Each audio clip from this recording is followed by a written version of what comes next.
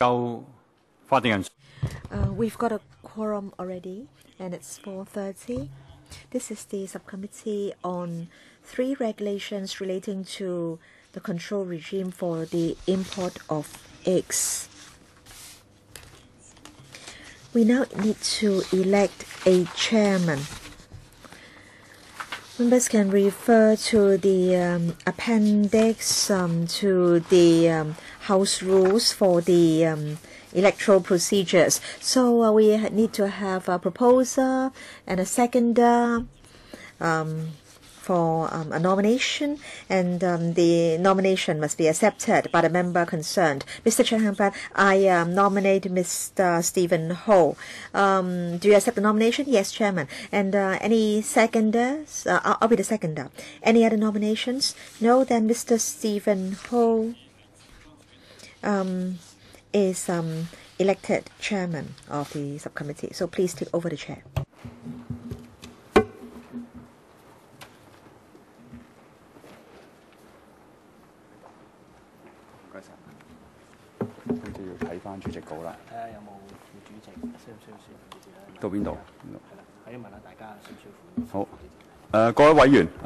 Members, thank you for your support. Do we need to elect a deputy chairman? No? Then we can move on to the next item. Please invite the administration in.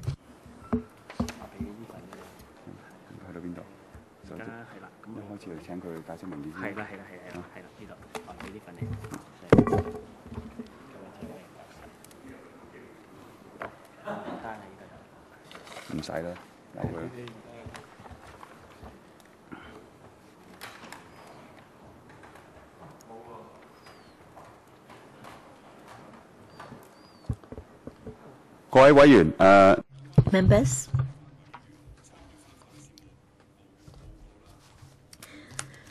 you can refer to the Legal Services Division Report, LS 71/1415, and please also refer to the LegCo brief issued by the Bureau. That's paper FHCR 2/3821/06. So can the administration take us through these papers, please? Yes, Chairman, thank you. Let me say something about the policy objectives of the subsidiary legislation. We have amended the Imported Game, Meat and Poultry Amendment Regulation to regulate the import of eggs. So no one can import eggs into Hong Kong unless they produce a health certificate issued by an issuing entity from the place of origin recognized by the director of FEH to certify that the eggs are fit for human consumption, and obtain a permission in writing from a health officer of FEHD by providing information that the health officer considers essential for tracking the actual importation of the poultry eggs into Hong Kong.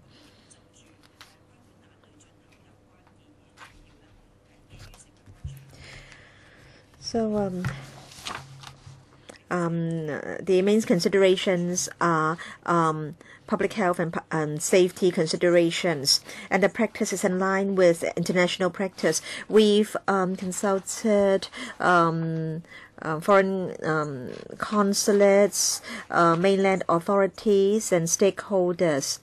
In April 2015, we had some discussion with the foreign consulates in Hong Kong, and the proposal to regulate the import of eggs is supported.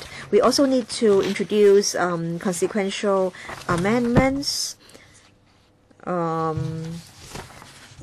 to the relevant regulations to reflect the revised citation of the IGMPR and the nomenclature change of official certificate. And Cap 132X Food Business Amendment Regulation has to be amended to reflect the revised citation of the IGMPR and the nomenclature change of official certificate.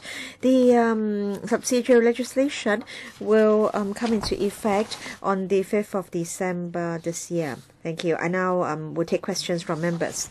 All right, members, any questions? Mr. Wong Kwok Heng? We don't have other members queuing up. So to on the relaxed side, I'll give each member 5 minutes. 5 minutes is really not enough, Chairman. But if you can't finish within 5 minutes, I'll give you more time. Mr. Wong Kwok Heng, Chairman, it's important that we regulate the import of eggs. Every year, 2 billion poultry eggs are imported into Hong Kong, and about 1.1 billion from the mainland, 500 million from the US, 200 million from Thailand, and then 130 million from Malaysia, and a few million from Taiwan. So it is important that we introduce statutory control for the import of eggs into Hong Kong. This is important for public health. I welcome the proposed amendments to the regulations, but then I've got a few questions for the Undersecretary. First, will the regulation apply, or the amended regulation apply to duck eggs with embryos inside? I understand that there are many such eggs in Vietnam. Will you also regulate the import of those eggs? And then second, there are these cooked eggs from Taiwan, and they're very hard, and so some people call them iron eggs. So I want to know whether these cooked eggs from Taiwan will also be brought under statutory control. And then thirdly,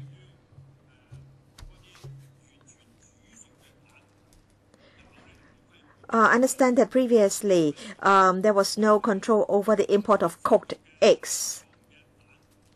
And then what about pasteurized egg liquid or liquid eggs imported for the purpose of baking cakes? I want to know whether these are also, or these will also be brought under control. So I want to know whether the revised regulation will also apply to these categories. Yes, Chairman, I thank Mr. Wong for his questions. I think I'll give some replies, and then the CFS can supplement. I want to say that we do regulate eggs that are not cooked, so the ballots will be brought under control. And then cooked eggs will not be covered. But then for salted eggs and also century eggs, they will also be brought under control.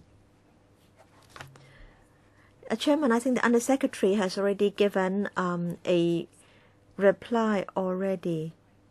So we'll regulate the import of eggs, but then for cooked eggs, we, for the time being, will not bring them under statutory control because all the bacteria has already been destroyed. And then concerning pasteurization, we don't know whether that can destroy the AI virus, and so that will still be brought under control. So in other words, for egg liquid egg, is it that that will be brought under control? Please give a reply, Under Secretary, because I think we need to record what you've said, so it's not enough for you to just nod your head. Yes, the answer is yes. So cooked eggs will not be covered.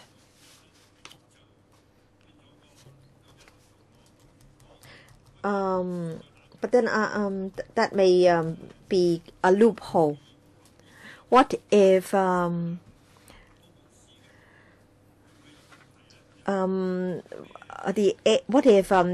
cooked eggs were infected by the AI virus? So is it that there is some medical evidence that for cooked eggs all the AI virus will have been destroyed? Under Secretary, as Dr. Lee has pointed out, for cooked eggs the risk is relatively small, and as the eggs have been cooked, in the cooking process, the bacteria, the virus are destroyed, and so cooked eggs will be excluded from the control regime. But then, do you have other pieces of legislation that apply to cooked eggs, Dr. Lee? Chairman, Cap 132, Section 54 stipulates that food sold to human beings must be fit for human consumption. And then for other pieces of legislation, they do stipulate that eggs must not contain toxic substances. Dr. Lee, I hope that when you speak again, you can speak into the mic. Mr. Wong Kwok Heng.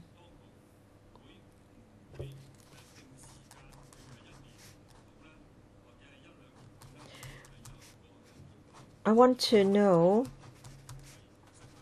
whether the administration will carry out a review 1 or 2 years later to see whether there is a need for further improvement to the legislation. Yes, thank you, Chairman. In fact, we do monitor the implementation of the legislation after its commencement. So the CFS will keep on monitoring the situation. Next, Ms. Helena Wong. Chairman, I've got 2 questions.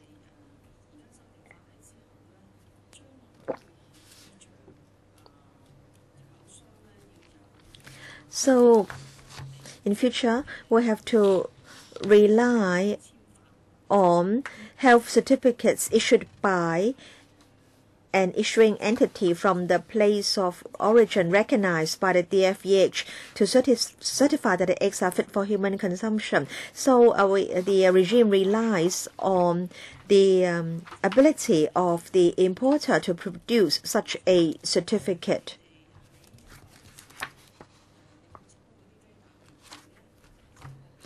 But do you carry out sample checks for the eggs when they are imported into Hong Kong? In fact, at the moment, official certificates are already required. So I just want to know whether you have discovered eggs that are not fit for human consumption in the past. Yeah. Thank you, Dr. Wong. I've got some information on hand. As you know, we have a regular food surveillance program of the CFS. And in the past 3 years, the CFS has taken 1,500 samples of local eggs for chemical tests, and the results are all satisfactory. Now, as for other non-local food samples, does the CFS have anything to supplement? I don't have anything to add. Dr. Wong knows well that at the import, wholesale and retail levels, we'll be taking samples of food for tests, and this is a risk-based approach that we are adopting. My question just now, I wasn't very clear about the Undersecretary saying that 1,500 local eggs Do you mean eggs produced by local farms or eggs imported into Hong Kong? Undersecretary, from local farms. But for our regulations, we are talking about imported eggs. So I am asking about imported eggs from other places by land transport, sea transport, or air transport. How many eggs are being imported into Hong Kong by air, sea, or land transport? I'll defer to the CFS to give you the relevant information. The figure that I gave relates to local eggs, but then for the food surveillance program we have, apart from taking a look at the locally produced food, we are also taking samples at the retail, wholesale, and the import levels. Perhaps Dr. Lee can elaborate. There may be some misunderstanding to the figures. We are taking samples not only from locally produced eggs, but rather eggs which are made available for consumption in Hong Kong. So do you mean that for these 1,500 eggs, they are not just local eggs, but rather eggs say, at the retail, import, and wholesale level? Do you mean that? So they are all satisfactory, come with no problem at all? Can the CFS confirm this? Yes, that should be the case.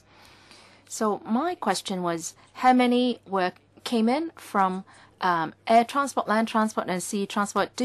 Administration, do you have a breakdown? If you don't have the figures now, can you provide the figures after the meeting? You said you took samples of 1,500 eggs. Give us the breakdown of the transport mode concerned. Yes, we can give you the figures or information later on. What I want to know is that, are there any eggs which are transported in containers and coming through the Kwai Chung container terminal? CFS, please.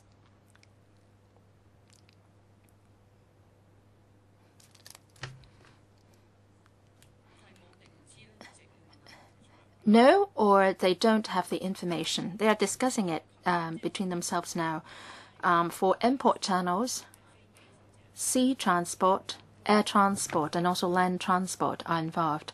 And the land transport has mainly to do with eggs coming from the mainland, and a small quantity is coming through the airplanes, and some are coming through ships and vessels. But we don't have the breakdowns now.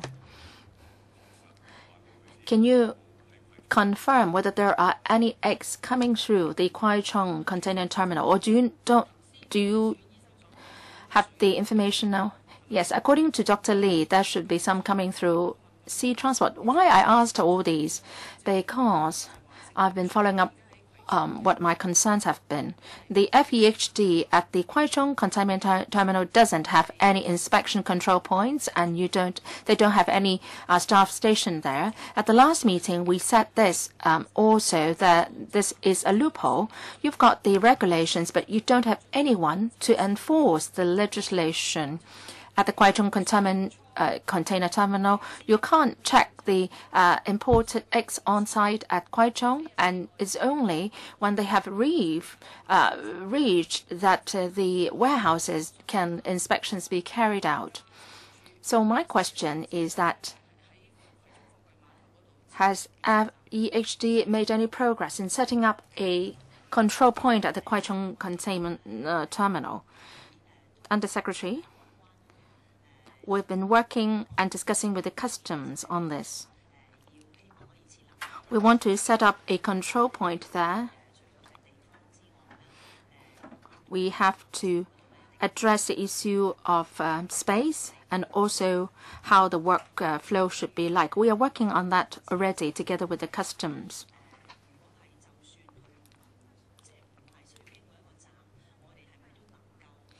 Even if the eggs do not have to go through a certain patrol or control point, we can still do inspections. Yes, we can still do that. We are actually checking even without a control point there now. So we are working on these two fronts. Do you have a timetable? When can that be done? Because we are having a consumer eggs on a daily basis, and all these eggs are coming through the sea the vessels, and then you haven't been able to conduct any checks on them. We will do that as soon as possible.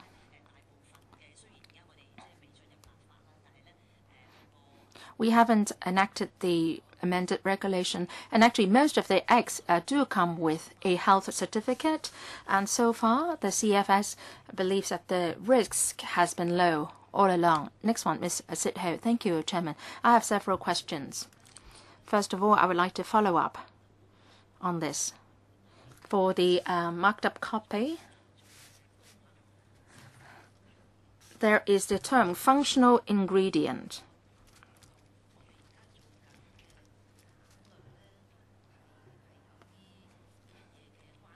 How is it relevant to the eggs? In your marked up copy, page 3, we have the term functional ingredients. What are these? And also for eggs imported, they said that they have extra calcium, and I don't know how they did that. So they are using this as an attraction to customers, saying that they have extra calcium. So is this what we mean by the term functional ingredient? And also, eggs also can be part of the compound food. For example, some tofu, bean curd. I don't know whether bean curd, 肉子豆腐, is cooked or not. Would you be regulating that as well? So the eggs are incorporated into some other food products, and they've been chilled and then transported into Hong Kong. And we understand that for this kind of food, we still have to cook it at home. So when this is being sold, this is part of the compound food. How do we deal with it? Thirdly, a question on the health certificate from the country of origin, or the place of origin rather. We have different places supplying eggs to us, as some members already said. For the known places of origin, are they adopting the same standards in issuing the health certificates? Are there differences in the health standards adopted by these different countries? If there is a discrepancy, are they adopting higher or lower standards than Hong Kong's? Why I'm raising this question? Because 2 years ago, when we discussed the topic of pesticide residue, when we were about to enact the legislation, we held a meeting with the mainland authorities, and they suggested that we cut the 2 types of pesticides. So at that point, the government was about to move some CSAs. So I would like to find out the health standards adopted by these places of origin. Are they the same standards as Hong Kong's? Now, if there is a difference, should we be lowering our standards just to dovetail with their standards? Thank you, Ms. Ho, for your question. I'll say something, and then I'll defer to the CFS to give you all the details. Now, as regards the functional ingredient, in the amendment regulation, we've added that term, and then CFS can explain the situation further. As to your mentioning of composite food, that is not covered. Yes, compound food rather, with egg as an ingredient would not be covered, because we think that the risk involved is rather low. So that's why it's been excluded. As for the health standards, perhaps the CFS can give you the details. Dr. Lee, let me explain functional ingredient. That in relation to the egg products, we have added in some ingredients, and the purpose to affect the nutritional value, keeping qualities, texture, consistency, appearance, taste, odor, and so on of the food. to egg products, the most common functional ingredient is salt, sugar, other additives, and other nutrients. Why are we allowing this? Because in some liquid egg, there may be sugar and salt added in, so that such ingredients will not have to be added in the future. So that's why we need to regulate this as well. Are you happy with the answer, Sito?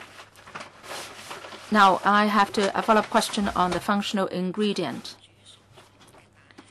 So you will not be covering cooked eggs. That's very clear. But for processed foods, and then egg is part of the ingredient of the food. Well, for example, yukzi, tofu, bean curd. You will not be regulating that. So do you? So do you think is it because that in processing the food, then pasteurization has been done, and then that's why you don't have to cover it, right? Please don't speak in a cocktail mode. Dr. Lee. Let me try to explain further. If it is fully cooked, we will not regulate it. But then, if it is mixed with some other ingredients, functional ingredients, and other things like water, flour, and so on, and which can be used as for baking a cake, then that will not be covered either or regulated either. It is totally dehydrated, right? For example, egg powder. If it is totally dehydrated, that will not be covered. That can be used for baking a bread or cake. Now, for such food products, egg may be an ingredient, and you will not be regulating these food products. What is the reason? Is it because that during the processing, pasteurization has been done, and that's why you prefer to have them not regulated? Now, the main reason is this. For compound food, for example, cakes and so on, the main ingredient is not egg. And egg is just one of the ingredients, and there's been processing. So we think that the risk is relatively low, and that's why we say that it should not be regulated. Ms. Sitho, the health certificate standards, the main countries or places of origin, according to your understanding, is there a difference between their health standards and our standards? That's the third question posed by Ms. Ho just now. CFS, please. Dr. Lee. We will be asking the country or place of origin to issue a health certificate, and that will show that the eggs are fit for human consumption. And in the manufacturing process, it is being done under sanitary conditions, and the eggs will not contain any harmful substances. Sorry, are you responding to Ms. Sitho's question? Her question is the standards, the level of standards. Are we having higher standards or lower standards than theirs? Well, all of them, we think that they are fit for human consumption, but then their standards may still be different. Of course, there was stammer chop saying that they are fit for human consumption, but what are the standards they are basing their tests on? Dr. Lee, we are following the WHO's standards with regard to what we mean by fit for human consumption. So the standards are consistent, standardized, right? Yes. So you've got your answer. The members who wanted to speak for the first round are all finished. Anyone else who wants to speak for the first round? If not, then it's my turn. Then we'll proceed with the second round. My question is simple. We've got the health certificate already now for imported eggs. That reminds me of problems with the supply of cooked meat. Well, at that time, we found that there was no problem when they were imported. But then afterwards, we found that the meat has expired. So the health certificate doesn't seem to be good enough. It's problematic. So how would you verify whether the health certificates are in order? And also, how are you communicating with the places of origin, the relevant health authorities? Yes, Chairman. In fact, the CFS is already vetting the official certificates from places of origin. So perhaps the CFS can supplement. I think I'll invite my colleague to give a reply, Dr. Chen. Chairman, for imported meat,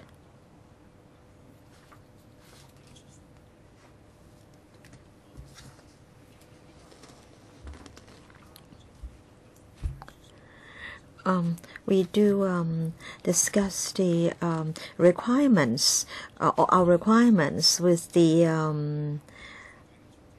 issuing entity from the place of origin.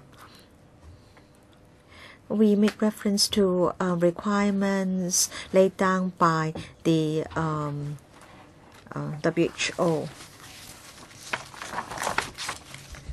And also the OIE. So these are international organizations laying down international standards. And so these are the import requirements that we specify. Now, previously, there was the import of gutter oil into Hong Kong. And in fact, official certificates were required at that time. So I just my first question is how you're going to liaise with health authorities in places of origin concerning standards to be met. Then second, when eggs are brought into Hong Kong by sea, there is no place where you carry out sample checks. What if the problematic eggs find their way into the market, and what if they are sold to the customers? Yes, Chairman. In fact, Dr. Chan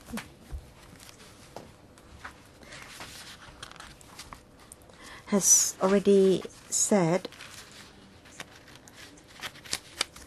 that we rely on the standards and requirements laid down by the OIE. So in other words, the issuing entities have to make sure that their eggs can satisfy such standards. In fact, at the retail, at the wholesale level, at the import level, we do carry out sample checks of eggs. And then I think the CFS can answer your second question in greater detail. Dr. Lee. Yes, Chairman, concerning eggs arriving by sea.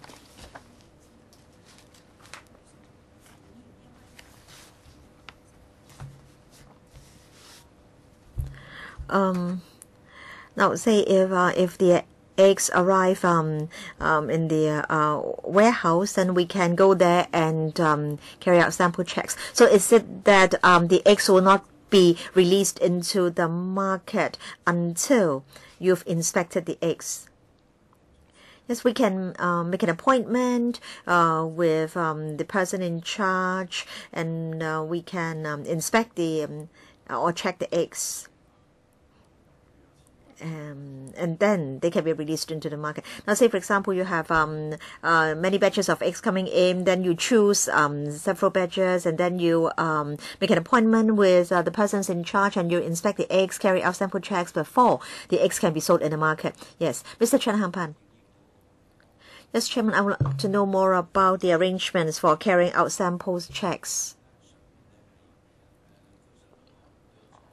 So the eggs arrive, and then they are sent to the warehouse, and then you select certain batches, you make prior appointments of the persons in charge, but then and you go to the warehouse to do the inspection. But then do you also carry out surprise checks or inspections? And if problematic eggs are sold in the market, do you have a mechanism to track or trace the eggs, where they've gone to, for example? Yes, Chairman. Concerning what's happening at the moment and what's going to happen in the future. Now, at the moment, we don't have any legislation on the import of eggs. So at the moment, if we receive reports, complaints, then we contact the person in charge and we go and carry out sample checks. So it really depends on the risk level. Maybe we can, in some cases, we may require that the eggs cannot be sold until the laboratory test results are out. But in future, with a statutory control regime, we can require that certain batches of eggs be stored in the warehouse pending our investigation. So do you also carry out surprise checks? Yes, we do. And sometimes we act on intelligence. And in fact, our food surveillance program is risk-based, and so we will take more samples if we think the risk is high. So are there surprise checks, or is it that all the checks are scheduled?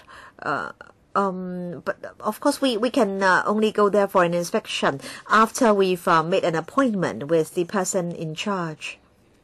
Now, Chairman, now the SWD inspects homes for the elderly, and sometimes an appointment is made with the RCHE, and sometimes the SWD carries out a surprise check. Because if you tell the RCHE beforehand that you are going there to carry out an inspection, then they will make sure that everything is in order. But then, you know, the eggs are in containers, and so is it that if you can see that seal and the barcode is complete, then you know that you can carry out the so-called surprise checks. Now, if we think that the risk is high, then we can have a joint operation with the Customs and Excise Department. But then if the risk level is not considered high, then we'll just go to the go down or the warehouse for a check. But then at the retail level, the checks or the inspections are surprise checks. But if we want to carry out inspections at the warehouses, we have to make prior appointments with the persons in charge, or we may not be able to gain access into the warehouse. Yes, I understand that you won't break into a warehouse to carry out surprise checks. But then by the time you can have surprise checks, the eggs are already in the market, and the eggs may already, some of the eggs may already have been sold and consumed. So do you take, or can you take samples of the eggs as soon as they arrive by sea? I think Dr. Lee can give an answer. Thank you, Chairman. I think Mr. Chan's suggestion is a good one. We will try to come up with sound arrangements.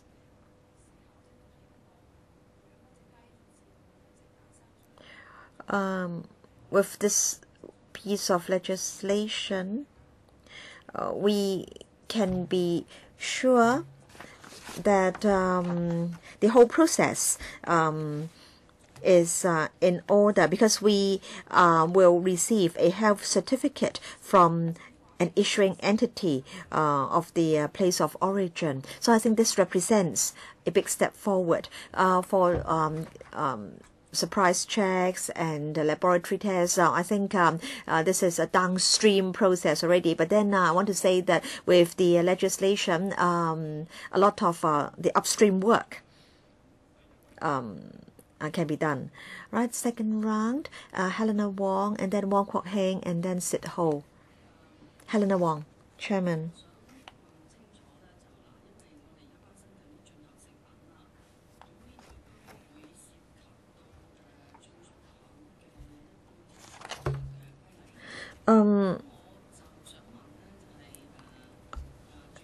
Chairman,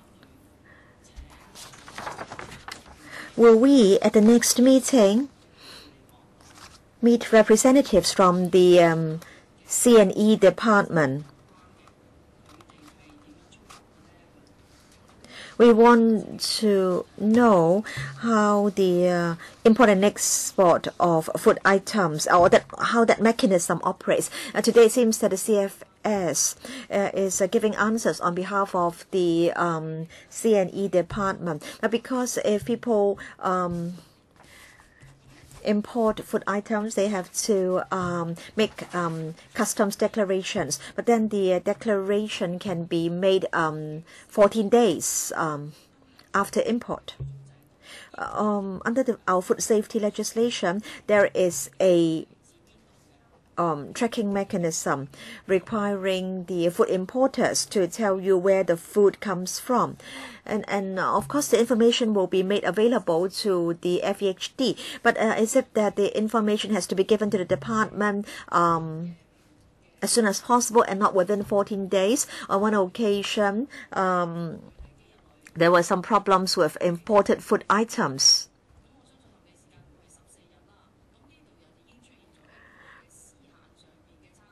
And I want to know within what period of time will the importers have to give the declaration. And also the C&E department needs to know whether food is being imported.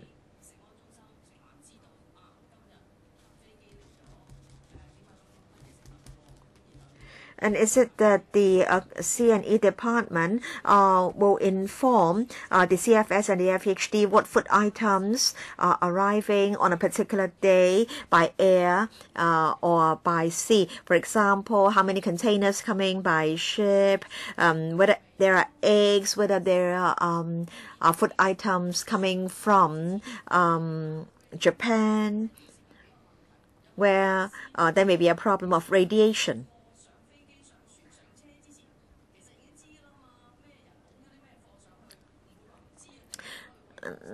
Because the C&E department should know what exactly is in the containers. So before the food items arrive, can the C&E department be required to inform the CFS and the FHD what food items are being brought into Hong Kong, so that the CFS and the FHD can station people at Mankamto or at other points of entry to check, say, fruit from Japan, eggs from a particular country, and so on and so forth.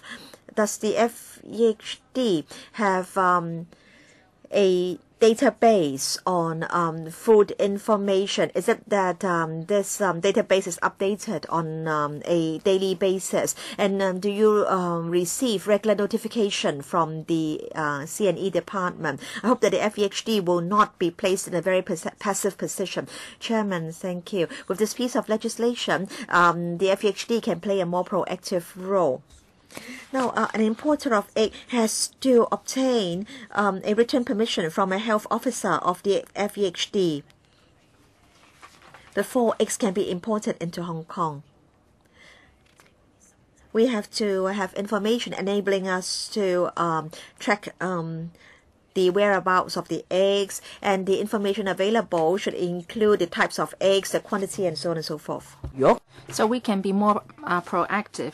Of course, if the permission is given, then after that, the director of FEH, or rather the health certificate recognized by the director of FEH, should accompany the eggs when they arrive. So this is how the legislation works. Can the CFS supplement?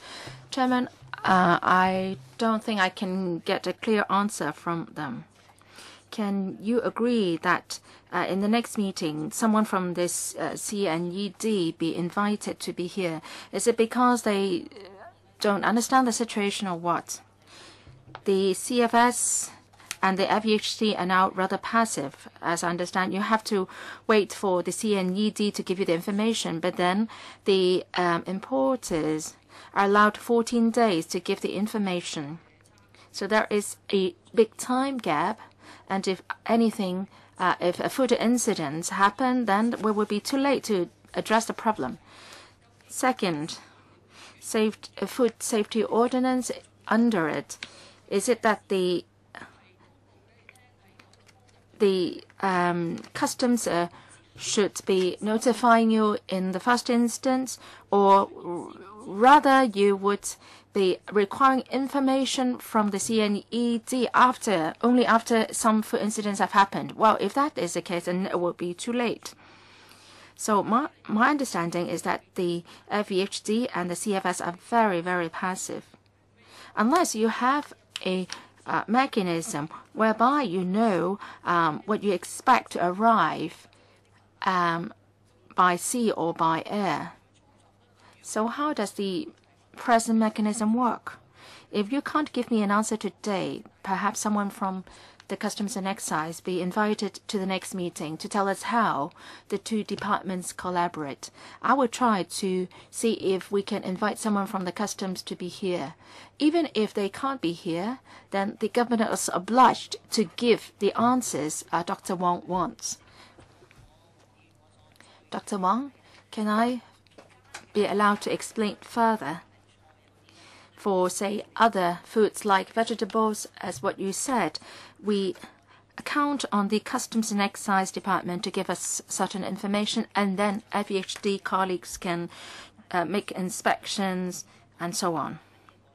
Now, for the case of poultry eggs, we will be more proactive.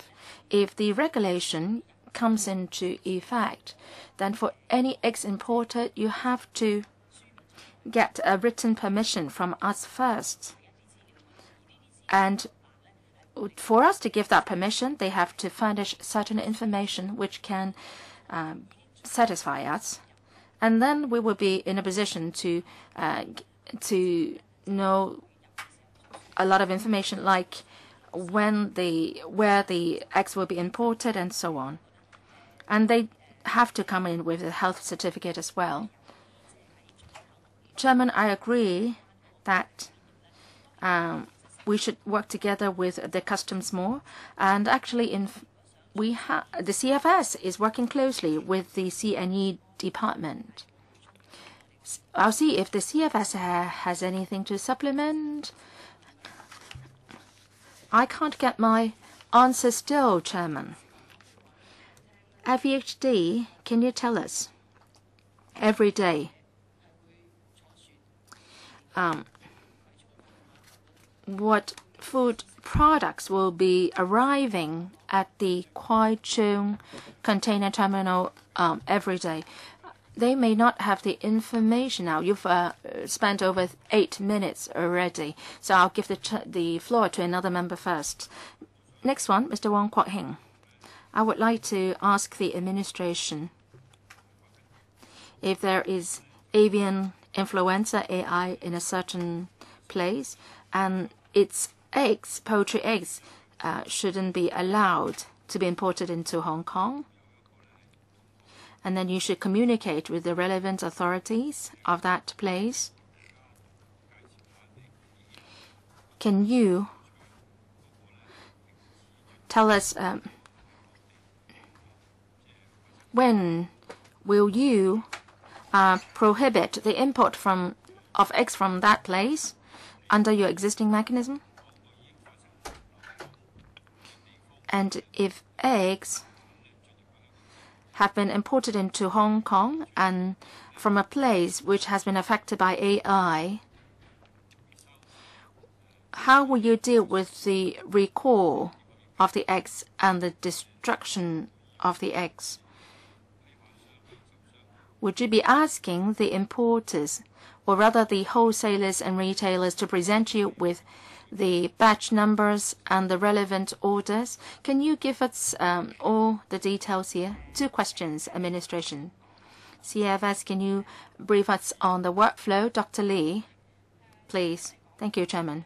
Generally speaking, if a country tells a OIE that there is a AI outbreak, then the WHO will be announcing such information on its website. And if we know about that, we will be sending a letter to that place telling them that it should not be exporting its eggs to Hong Kong. We haven't had any incidents whereby the eggs affected by AI have been imported into Hong Kong, because the place affected will have its own mechanisms of dealing with eggs affected by AI, and all the eggs will be sealed and destroyed. Now, if that really happens, we will try to trace where the eggs have been, and then we will seal the eggs and destroy the eggs. Now, the crux of the matter is whether you have asked the importers, wholesalers, and retailers to keep their purchase orders and batch numbers. I think the crux of the matter lies in here. Yes, I think that should be the case. According to Cap 162, we asked all the wholesalers, distributors, and retailers to keep the receipts and the orders. If they don't comply, then they are breaking the law. How long should they keep such records? 3 months for foods that can decay easily, and 2 years for foods that will not decay in a short period. Ms. Sito, the difference between country and place of origin. In the Legislative Council brief and paragraph 6, it says that we now confirm the certificate issued by a country of origin, but in paragraph 6 it says that to diversify the source of food supply, then it would be replacing the country of origin with a place of origin. So what places of origin are you referring to? I'm not sure about that. And also, based on the administration's reply, and if there is AI affecting a certain place, and the eggs from there will not be imported. But on mainland, for example, such a vast area, now there may be an AI outbreak in a Guangdong province, say in a particular town in Guangdong, and you can't prohibit the import of eggs from, say, Hunan, Hubei, when there is only an outbreak in a particular town in Guangdong. Thank you, Ms. Ho, for your question. Your question relates to places of origins. Over 99% of our eggs are imported. The places of origin include the mainland, the US, Thailand, Malaysia, Ukraine, Japan, Spain, Portugal, Taiwan, etc. Generally speaking, as I said,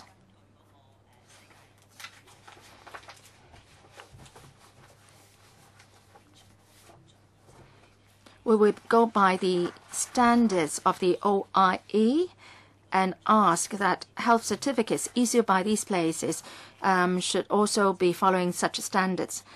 For the mainland in particular, we are already asking them for health certificates. Second question, may I defer to Dr. Lee of the CFS. Chairman, for my first question, you are expanding it to places of origin. What places of origin are you planning to include? Under 132AK,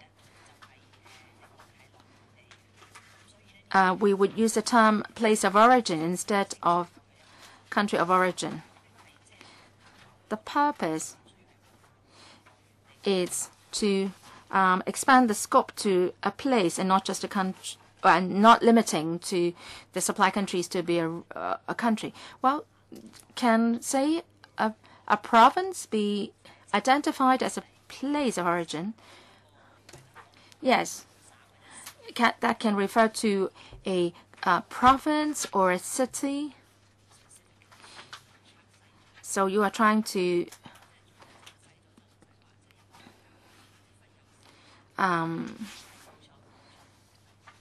ensure that a certain place will not be of origin, will not be affected by AI in another place in the same country. Yes. Next one, Dr. Helena Wong, 4 minutes for you too. I would also like to follow up on the question of place of origin. It used to be a country of origin. Now you're expanding the scope. You would be including places of origin to replace country of origin. I think you have to take reference from other ordinances as well. For example, food safety ordinance, for the food tracking mechanism. In that other ordinance, while the ordinance only requires that the place be noted, and we are very clear as to what the definition of the place. Do you mean by country, city, or province? I think the CFS should be making clearer the term, what a place of origin means.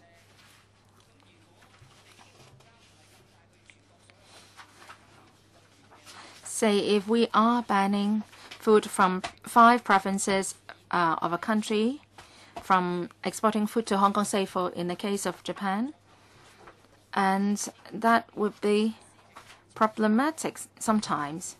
Can you be not more specific and asking people to specify, say, the city or the province where the foods are imported? The scope, say, seems to be too wide, and it would be very difficult for you to actually track down the exact place of origin of the food. Administration, perhaps I will try to explain, and then the CFS can give you more details.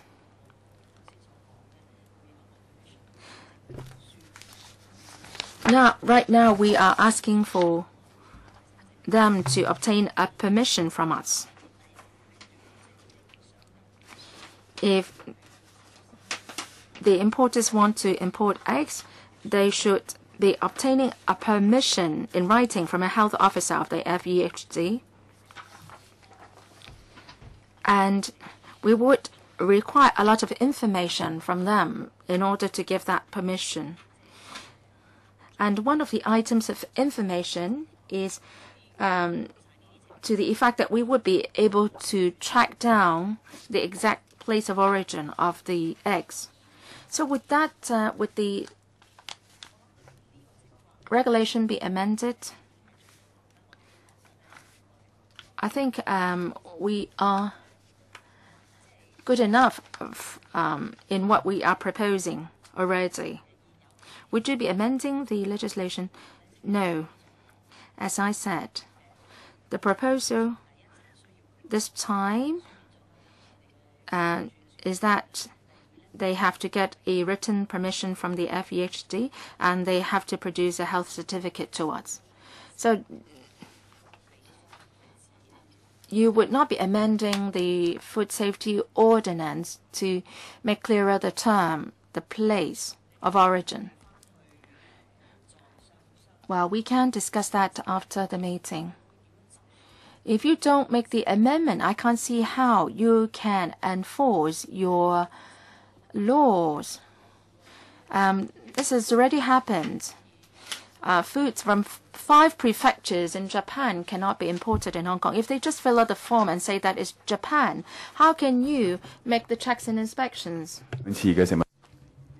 So after the 2 food incidents, how are you going to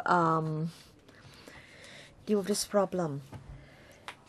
Yes, the CFS can answer. Now, after I think the CFS can tell members what has been done after the 2 food-related incidents.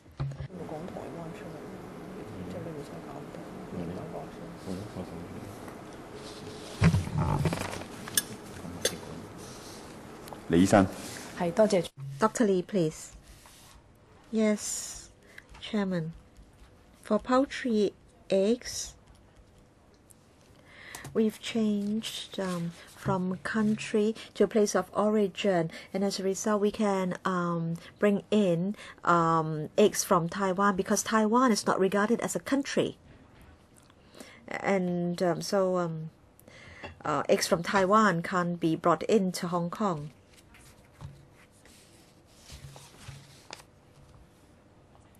And then for poultry, meat, we rely on health certificates from the country. Say in Japan, food from several prefectures are banned. And as a responsible exporting country, it will not allow the export of such items. But then from the health certificate, we know which prefecture the food comes from. And when the importer comes to apply for import approval, if we discover that the food is from a certain place, then we'll not give the approval. Ms. Wong, I have already said that I think the legislation has to be amended. If the Bureau doesn't want to make an amendment, it should give us a paper explaining why. I'm not really suggesting, or should I say, we have, of course, no objection to including eggs under the imported game, meat and poultry regulation, so that there can be statutory control for the import of eggs. But I think it's important that the FHD and the CFS have sufficient powers to be our gatekeepers for food safety.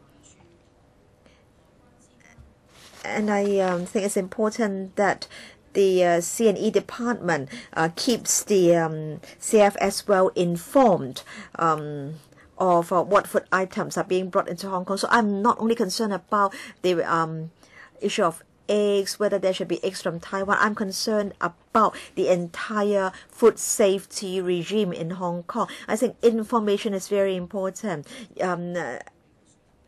Is said that so long as the batch of eggs is accompanied by a health certificate from the place of origin, then that batch of eggs can be imported into Hong Kong. Chairman, I understand that Ms. Wong is concerned about the integrity of the entire food surveillance and safety system.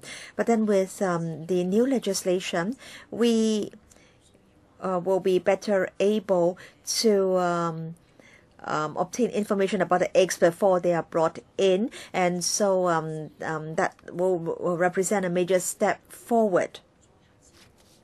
But I don't think you can really make a major step forward, because all you're doing is to include eggs. But then if your mechanism is flawed, if it is not upgraded, if it is not updated, then even if you include eggs under the regulations, you still won't be able to make a step forward.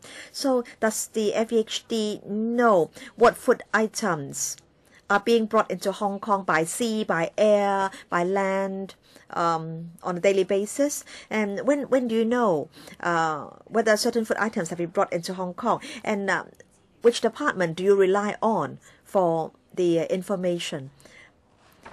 Now, FEHD can, of course, have access to such information. For the regulation, we require that importers get our approval before the eggs are brought in. And before they are given approval, they have to provide us with a lot of information. Now, say if an importer wants to bring in eggs from Taiwan, is it that before the eggs are loaded onto the ship, and you have to have the health certificate first before the eggs are allowed to be loaded onto the ship. So they have to apply for us for approval first, and they have to give us the health certificate, and then we may give the approval, and then if there is approval, then the eggs can come in. Ms. Wong.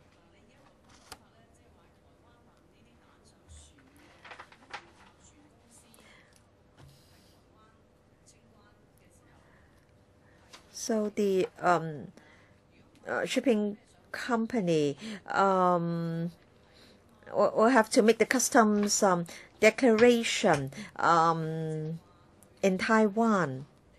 In other words,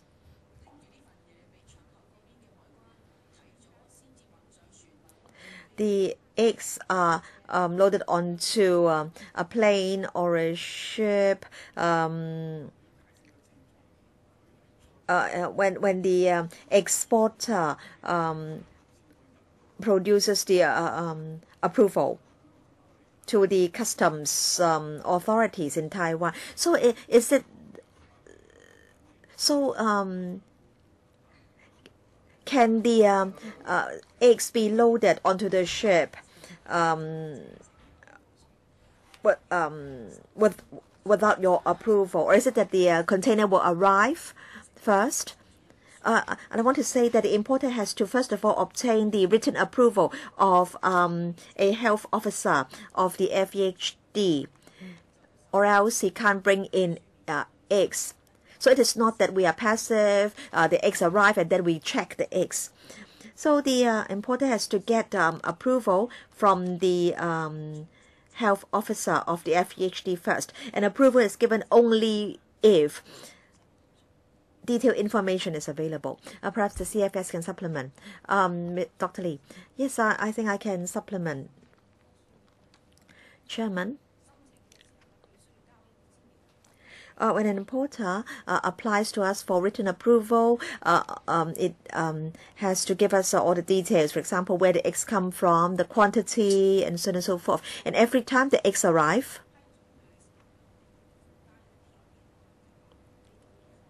we require that reports be made to us every time the eggs arrive. Say, for example, how many eggs there are in this batch, and if we think that it is necessary, we'll go and carry out some checks. Yes, thank you, Chairman. So, do the importers make reports to the FEHD, or do they only make declarations to the Customs and Excise Department? Now, for eggs, they have to give us reports directly if the eggs are to arrive, and they also have to make customs declarations. So, in other words, they have to report to both the Customs and Excise Department and the FEHD. Ms. Wong, I think you have to queue up again because Ms. Sit Ho wants to ask a question.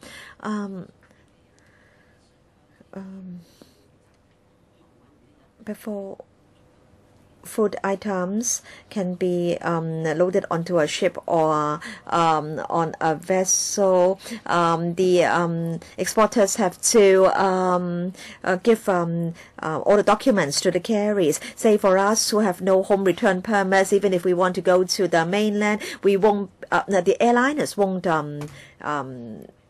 sell us air tickets.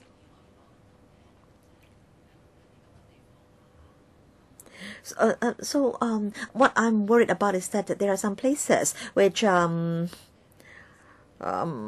always issue health certificates without applying very stringent standards, and then the eggs arrive, and then they are sold in the market, and so there may be food scarce. Now, I understand that for vegetables brought into Hong Kong, there are sample checks when they arrive at the border crossing points. Now, for eggs, there are these health certificates, but then what if you can't carry out sample checks in time, and then all the eggs are sold in the market for human consumption? Chairman, I think this legislative amendment will help us better trace the whereabouts of the eggs. Now, we have a risk-based food surveillance system and will always remain vigilant. Now, there is a mechanism for carrying out sample checks. And we also have sample checks at the retail level.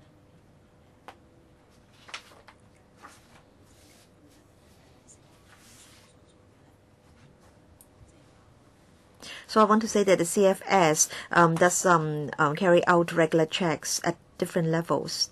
But what is the timetable for such sample checks? So is it that you always take a few samples for tests before the eggs are released into the market?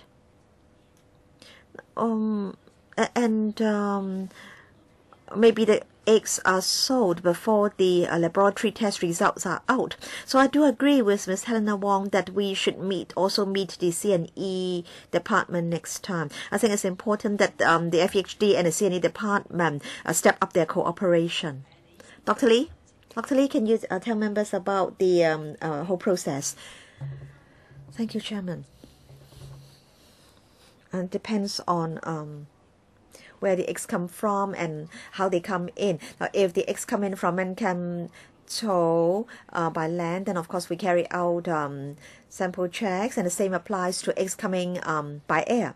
And then for eggs coming in by sea, usually they will go into the warehouses first, and then we look at the risks, and we think that consignment is of a high risk level, or if we have received intelligence that the batch of eggs is problematic, then we can require that the eggs be kept in the warehouse until we give approval for the eggs to be released into the market. But then what if you think, or what if you don't think that the eggs are of a high risk level? By the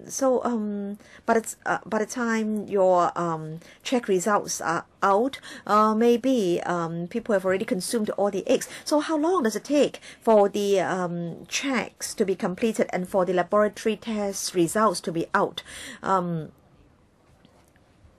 I think the emphasis is that if we think that the risk level is high, we will make sure that the eggs will not be sold into the market. So we will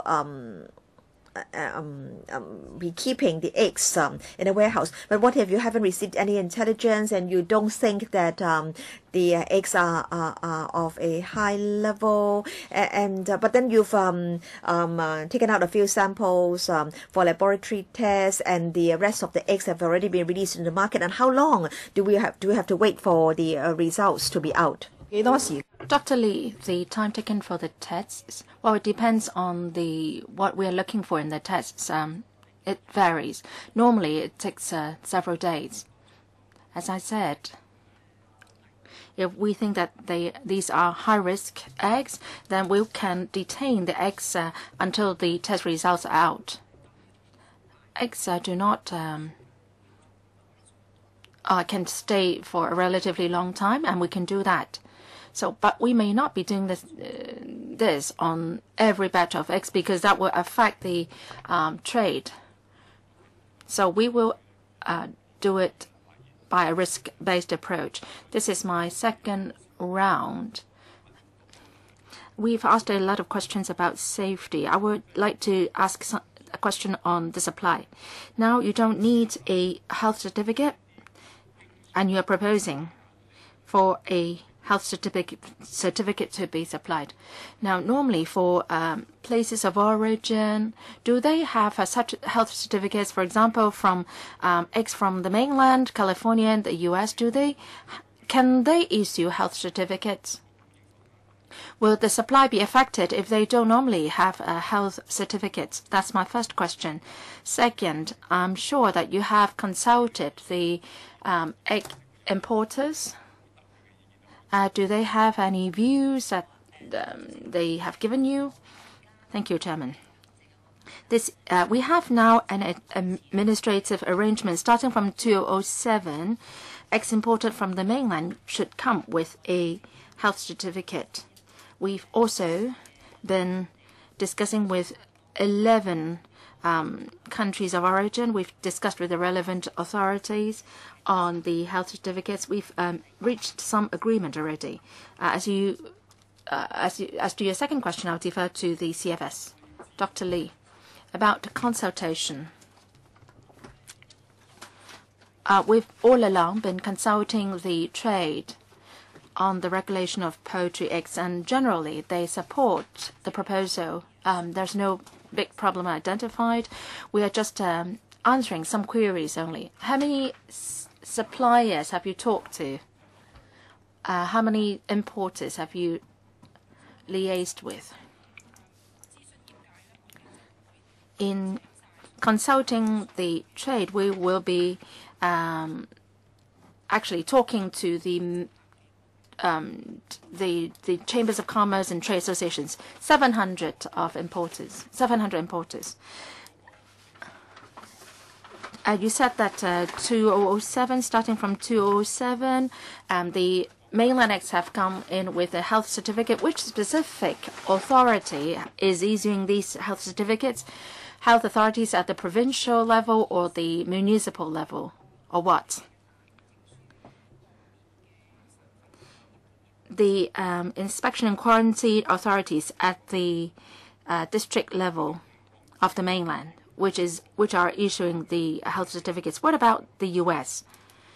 Can you tell us what are the practices in the major places of origin? As what the Undersecretary said, we have had an administrative mechanism with the mainland, and health certificates are required.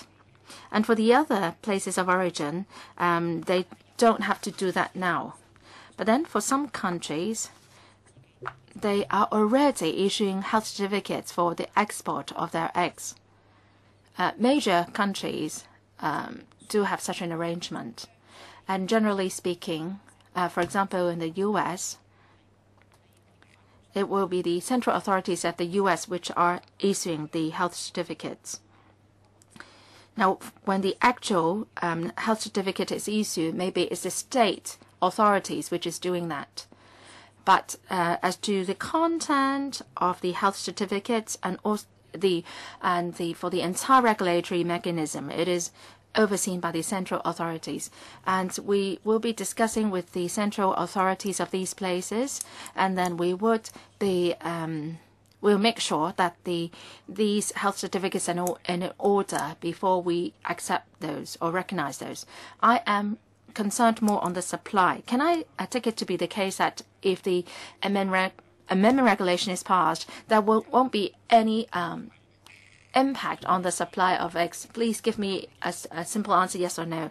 No, we've reached an agreement with the 11 countries of origin.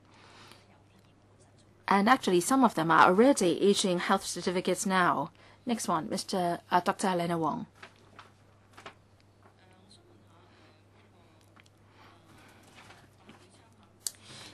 For the Legislative Council brief, I have a question on paragraph 11. It is said that the penalties under IGMPR and IEGR would be very different from that of the safety ordinances. So under the proposed regulation amendment, persons committing offence is liable to a conviction on a fine at level 5 and to imprisonment for 6 months. And the government says in the paper that the government will be reviewing the food safety-related penalties under the various ordinances. Do you have a timetable of doing that? And what is your inclination? Would you be making the penalties heavier or lighter? Do you have any initial thinking? I don't think the food safety ordinances is deterrent enough. For the mainland and the Taiwan, the penalties are much higher.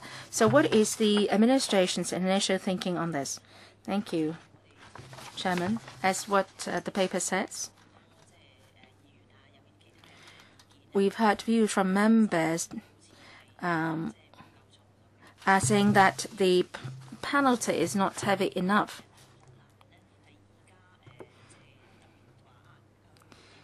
And it will be difficult for us, say, at this juncture, to step up the penalty for certain offences under a particular piece of legislation. So in view of this, I think we should conduct a comprehensive review of the food safety-related penalties under different pieces of legislation. If we just work on one particular piece of legislation, that will affect the general parity among the different ordinances. As to the timetable, I can't give you a timetable now, but this is something that we are definitely going to work on in the future. Dr. Wong, when will the work be completed? The review on the food safety related penalties?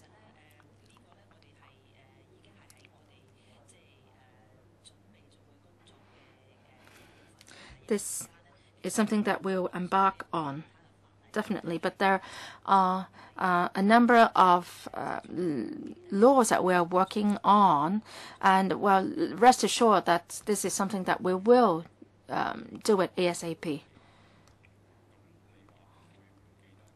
You said you will not forget the work.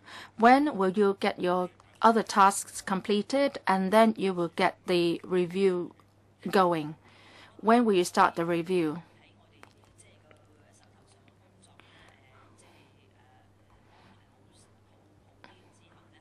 When better arrangement can be made on our ongoing tasks, then we will do the review as soon as we can. This is something that we will definitely work on. Any other member wishing to speak? Mr. Alan Leung for the first time. We will be amending the regulations later on. To my understanding, the CFS does have administrative measures to regulate the import of eggs to ensure that eggs consumed by Hong Kong people are safe. It's not the case that the situation is totally unregulated, right? You are resorting to some administrative means, right?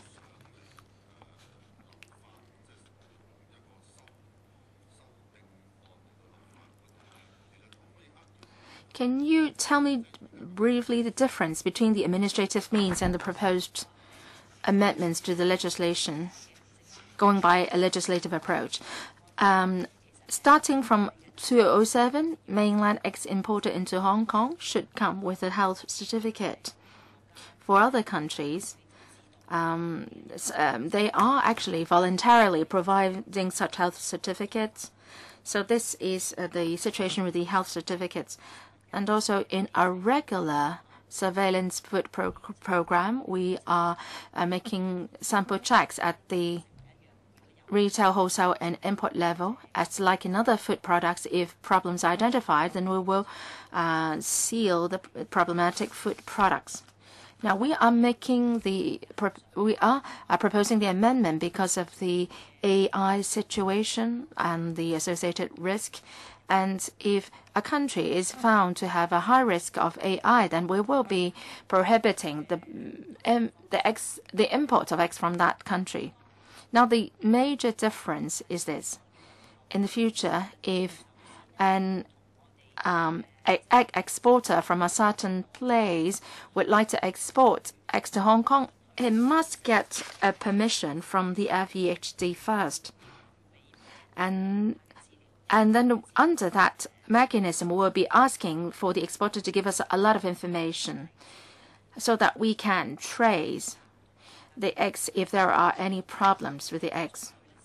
We can then play a more proactive role, and they can only export the eggs after they have obtained the permission, and the eggs should also come with a health certificate. Thank you, the Undersecretary, for your explanation. Every day, there is a huge amount of eggs imported into Hong Kong through various border control points. I understand what the new mechanism seeks to do. You would ask the importers to take the initiative to obtain a permission from the health authorities in Hong Kong. I'm now looking at the actual operation here. Well, objectively speaking, the effect of this legislation amendment would not be very much different from the administrative means that we are having now. You are still checking samples of products, and you are doing things as what you are doing now under the administrative means. Of course, in the proposed amendment, the importer has a duty to obtain a permission. That would be something different from what we are doing now. But in actual effect, say, for example, in the manpower you will deploy to enforce the law and so on, the situation won't be very different from what we are seeing here today when the administrative means are in place, right? Thank you, Mr. Leung, for your question. If we have the legislation, then there will be a statutory penalty to be provided for. And secondly, we can play a more proactive role. Before the import, we would already have the information of the imported products. So it's not the case that after only the eggs are imported, then we will get the information. So we will be playing a more proactive role. Of course, for the checking, sample inspections and so on, well, you are right in saying that we will be doing similar checks as what we are doing now. But I think the regulation is stepped up after the proposed amendment is enacted. In terms of manpower and resources, how much more resources and manpower would you be devoting to your operation if these amendments are enacted? Question on manpower. Administration. Perhaps I'll defer to the CFS to talk about the manpower. Dr. Lee. We hope that the laws will come into effect by the end of this year. Of course, there will be increased workload. We have to give permission to every batch of eggs. And also when the eggs arrive, then they have to report to us. And then we have to arrange for staff to inspect the goods and also to sample check the goods and so on. We are still calculating the extra manpower that we need, and also we have to have regard to what the government can give us in terms of resources. So we are getting all these preparatory work going. Next time when you come, can Dr. Lee give us more detailed or specific information? We don't want to waste our time. And if the amendments are enacted, and the law will be enforced, and that will help in enhancing the safety of eggs available in the market. But if you can't give us the information on the extra manpower you need, then I think our efforts in scrutinizing the amendments will go down the drain. Yes, I thank Mr. Leung for his concern about our manpower situation. In fact, the CFS and the C&E department hope very much to be able to do the extra work with the existing manpower resources. But of course, there's a mechanism for us to apply for extra resources if there is a need to do so. But I just want you to give me a rough idea as to the manpower resources that you need. Right, thank you. Members, if you have no further questions today, then can I ask you whether you think we should invite deputations and stakeholders to a public hearing, or we can invite them to give us some written comments. All right? So, members, on the 24th of June,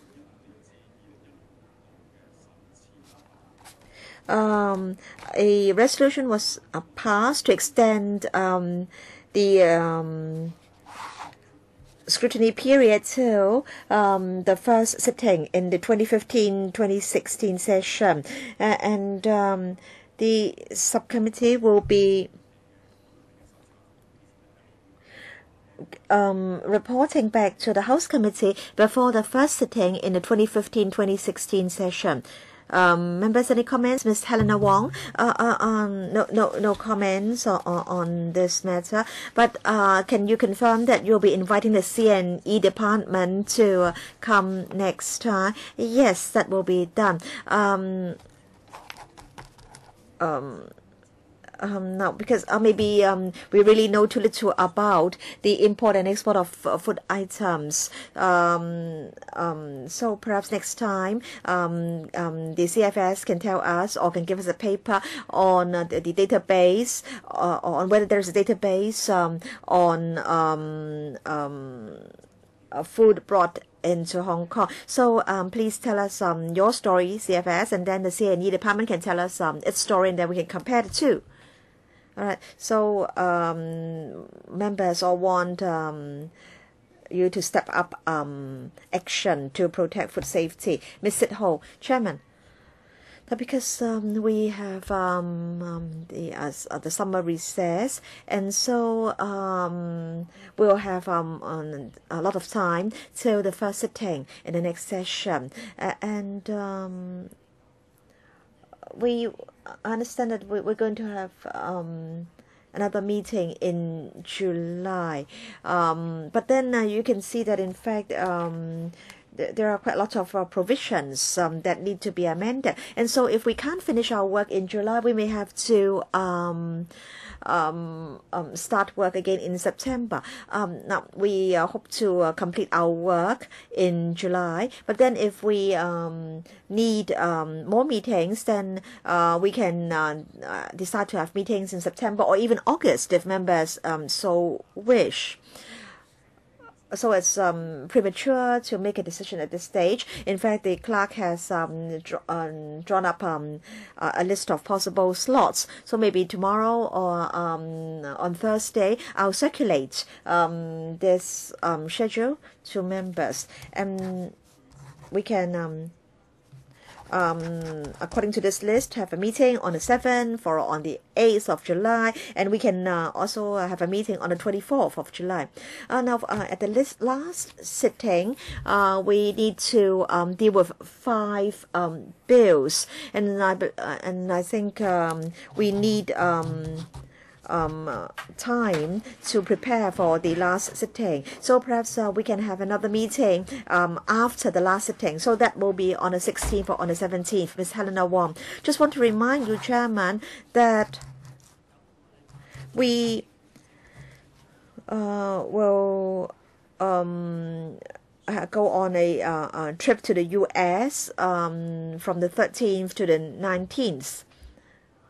All right. AOB now. No AOB items. Then the meeting is adjourned. Thank you very much.